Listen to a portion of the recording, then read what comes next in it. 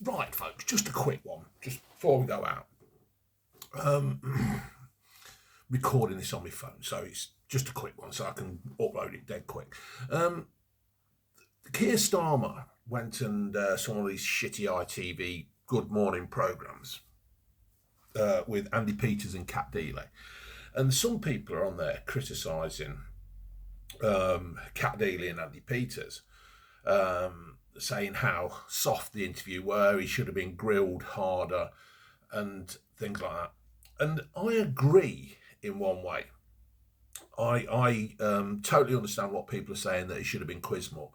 But what you've got to remember is that Kat Deeley was a kids presenter, and now she's presenting morning TV for old buffers.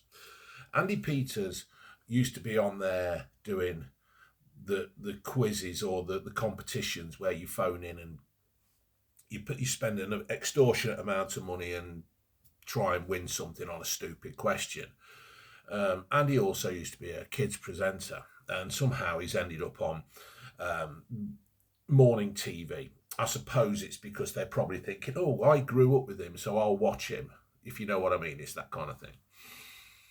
But personally, for that level of interviewers, and I'm not knocking Peters or Deeley here, I thought it was a good interview, because an interview like that, for that kind of person who watches that TV, was okay, because you've got to remember that kind of people who watch that are easily led people. They're the kind of people that watch the BBC News, ITV, Channel 4, bit of Sky.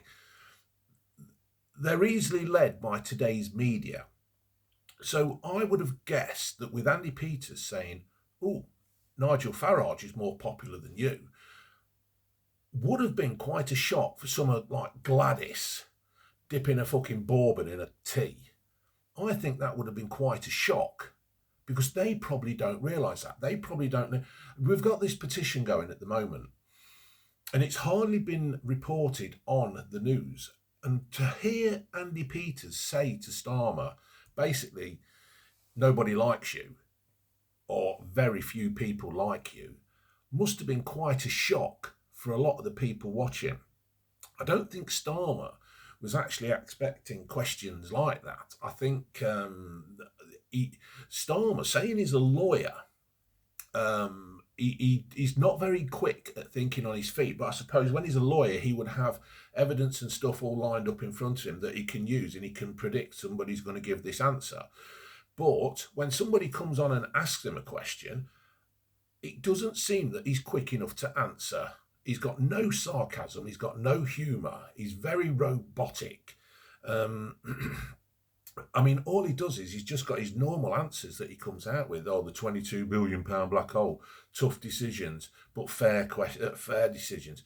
No, he wasn't giving fair. He hasn't given tough decisions. Tough decisions, like giving billions of pounds of our money away to foreign countries. Well, countries are foreign, aren't they? But to other countries, when we've got starving and freezing pensioners here, is not a tough decision. I think if you ask most of the people in this country, now you've got dear old Gladys, Betty, you've got old Bert and whoever, and they're freezing and they're struggling for money. Do you give money to people in this country, or do you give it to people in Brazil, the 11th richest country in the world? And I would hazard a guess that people would say, can we please look after our folks first? But he does come out with the normal fucking bollocks.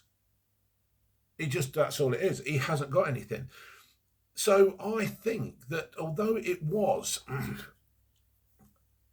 not a strong interview, it certainly opened the eyes up to other people. I think if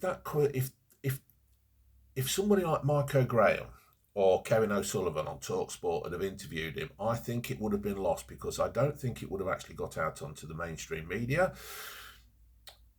in the full detail. I think, well, it's not going to happen. It wouldn't have happened. The other thing is, I would say that there's not many interviews that Starmer's going to do where he's put under pressure. He would probably go and have an interview with James O'Brien on LBC, But there again, James O'Brien would probably just spend half his time telling him how wonderful he is and what a great job he's doing, and spoon up to him with his fucking Starmer's knob between the crevice of his arse. Because that's the kind of person James O'Brien is. He's not very strong, really, when interviewing people on like his left-wing mates. So to cap it all off, it wasn't the best interview with Starmer, Cat Deeley and Andy Peters, but I will say that I think they did a good job and bringing into the foreground of what Starmer's actually like. And I think that people, the older people who watch that, who don't follow politics, who just go along with what the government say, get your jab, do this, do that, blah, blah, blah, we're saving the world, climate can change, no, no, no, no, Andy, Ed Miliband. I think, those people who do just listen to that would have been quite shocked. And I would hazard a guess that Starmer wasn't happy with how that went because it made him look a bigger prick than he already is. So what do you think, people? I mean, this is just my opinion. I think that for the show that it was, I don't think it was as bad as some are making out that Andy Peters and Cat Deeley did. I think they did a job and brought into light what is happening. I would hazard a guess that some of the old buffers who were watching that didn't even know about this petition. So that's how you go. All right, folks, hope you've enjoyed this quick one. Put your comments down below. Laters.